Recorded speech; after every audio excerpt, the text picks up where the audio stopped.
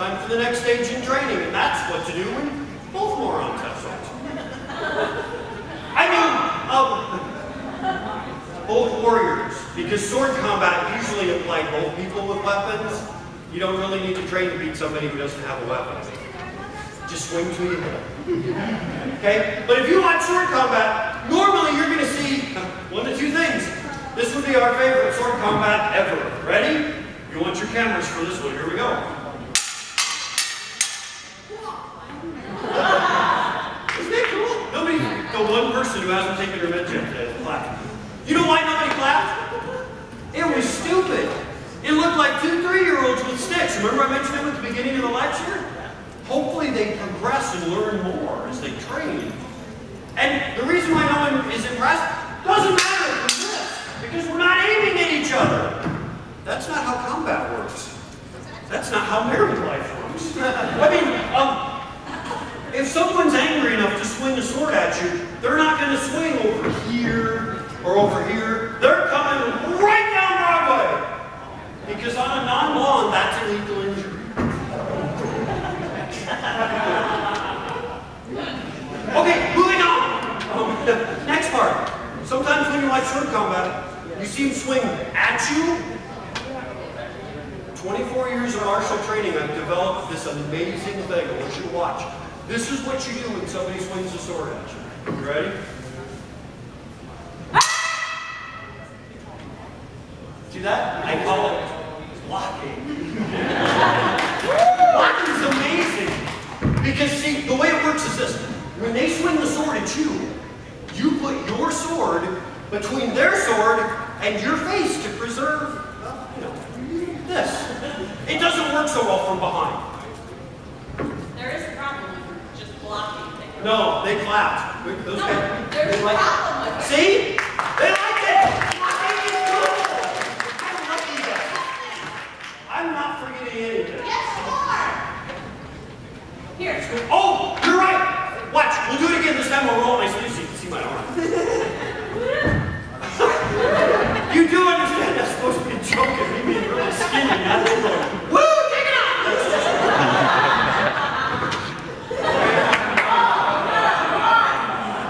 Alright. We're going to show them, because they say a picture's worth 1,000 words. It is on the internet.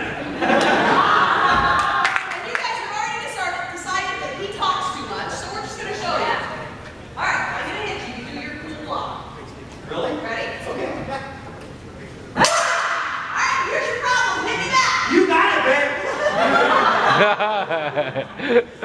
Right, this sucks. Okay. You remember that part we talked about? What you're supposed to do when somebody jumps out and swings the sword at your head? Yeah, you look at it because it's shiny. Maybe you guys can help him. If somebody swings the sword at you, you should. I heard, we're from Iowa. That's our name we call it. Get out of the way. Oh, yeah. So, this is what you're going to do. You're going to add together. I'm going to blocking. You're going to add up like math. No, not math. Yes. Look, I didn't sign on for math. I hated math. I like curves. I'm just really bad. Alright. Block and move. Add them together and you're going to do something really cool. Do I have to do it at the same time? Yes. That ain't happening. I can't do 2 things at once. I'm a man. Alright, fine. That's a throwaway joke, and all girls laugh at that one. You swing at me and I'll show you. I'm going to hit you with my sword. Yeah. For this show. Sure. In front of that one. And it's okay. I love this. Alright, so I swing. And I'm going to block. Yeah. Blah, blah, blah. But I can hit you with the sword. Okay, bye. Hey, That didn't work. Do it again. Oh, ready? No! This is starting to resemble our first date.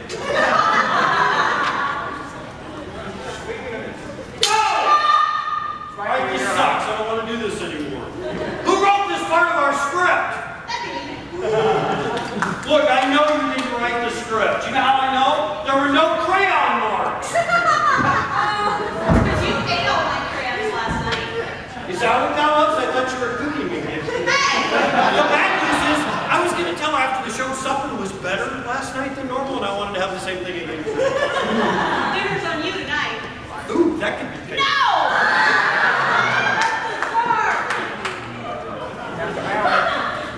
Hi. How you doing? Get up here. Does your mom know you're in this club? Hey, my mom. Oh, I see. So no more swords. Yep. You know why? Because girls really can't do swordsmanship.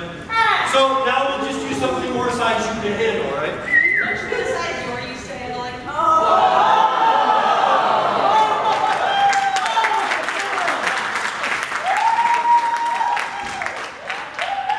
That's a bird. I hate you. There were times on the battlefield when a samurai would actually find himself without his weapon. Usually that would happen for one of three reasons. Reason number one why a samurai would be on the battlefield without a sword: incompetent samurai. And he dropped it. Oh. We fired that guy. Reason number two why a samurai would find himself on the battlefield without a weapon: crappy sword. Sword broke. We don't buy swords from that guy. You know, the Japanese sword, arguably the finest handheld weapon ever crafted. These swords were designed to go entirely through human bodies. Through bone, armor. Okay? It was the hollow stuff.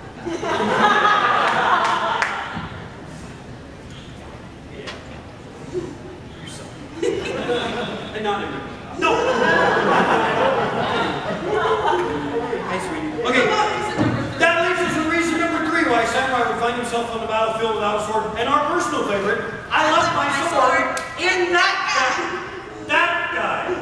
Fictional victim. If we find that guy dead in a pool of blood later, they're going to come looking for you because somebody's got you on camera going, I left my sword in that guy. No, I do that. Okay? And unlike today's video games, the samurai of the 16th century couldn't push pause and then scroll through their weapons and pick the next one. Oh, look, a bazooka. Boom. Okay? So what they did is they carried a backup weapon known as a tanto. Tanto? No, it had nothing to do with the Lone Ranger. She has a thing for trigger.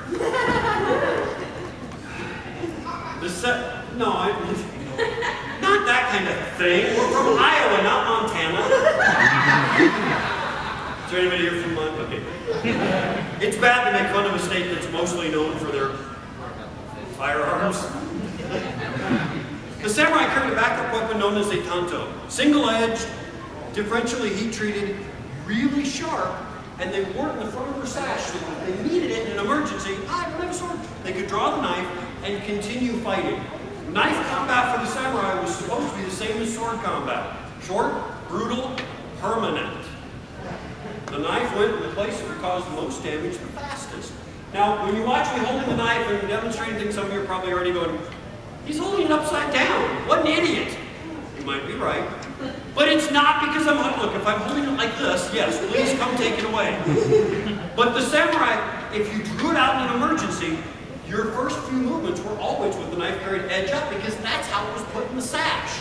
I shouldn't have to explain this, but people look at me funny. Look, gentlemen, if you take a razor sharp piece of steel and you're going to put it in the front of your pants, edge down may not be the way to go. Okay? Because you're only going to need this in an emergency. Some psychotic one is swinging the battle axe at your head, and you're going to go, what? No little blue pill is going to help that. Okay? And I also know what you're thinking. Didn't they think to put it in a sheath? Yes. But the Japanese sheath for swords, and especially for tanto, was made out of a Japanese hardwood known as hopewood. Was really good because it didn't expand and contract as much with the sea climate as some of our hardwoods. But very thin, and do you know what the sayas were held together with? Rice glue. You guys familiar with flour and water? You make paste out of it, also known as glue. That's all rice glue was. It was water soluble. Don't put your future family at risk with a sheath like that. So they wore it edge up. So if they needed the knife, they could get out and hurry without hurting themselves and end the fight. So I want you, we're going to demonstrate this for them. I want you to and I'm going to show them an example of ending a fight like that. Ready? Here we go. Under the armpit. Samurai armor. Didn't protect right there. It goes under the armpit, into the lungs, and before anybody raises their hand, no, right guard wouldn't help. Okay, so really, you're gonna mow. Alright, fine. Would you rather you demonstrate one? Okay, look, I'm going to attack. What I want you to keep in mind, the golden knife combat was to put the knife in the place that would cause the most damage the fastest. Okay, got it? Something about this sounds cool. Alright, so, here we go. Ready? Hey, no! Stop it! That's not right! That's cheating. No more doing that. Sounds like a single guy. All's fair in love and war, so I read. Yeah, I saw that video too. I know. Reverse grip. Psycho.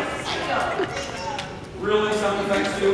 We like sound effects. All right, that makes you Anthony Perkins, and that makes me the hot naked chicken. All right, that's just awkward. All right, fine.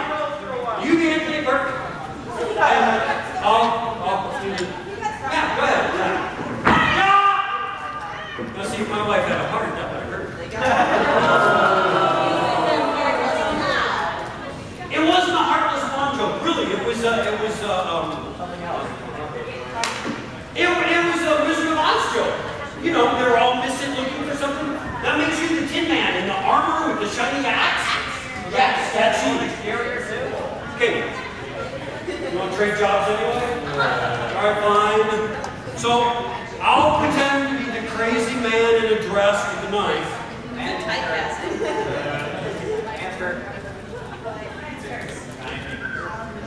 And that makes you the hot naked chicken that just don't think about it like that. This is my wife.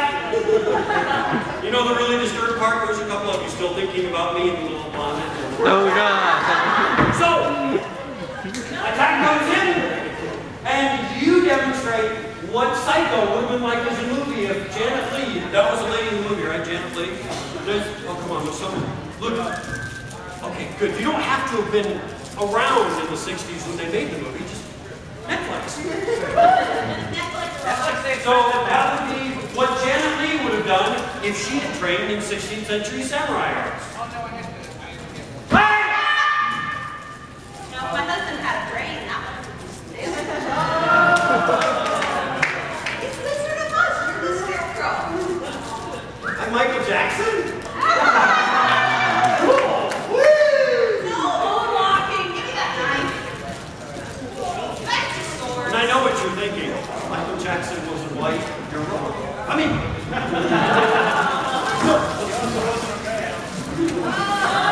what? Too soon. The really terrible thing is, you're right. We used that joke for the first time like 3 years ago at a Ren Fair, and everybody went, yes! And then he passed away, and then it became uncool to make fun of him. I'm like, he's still the same person.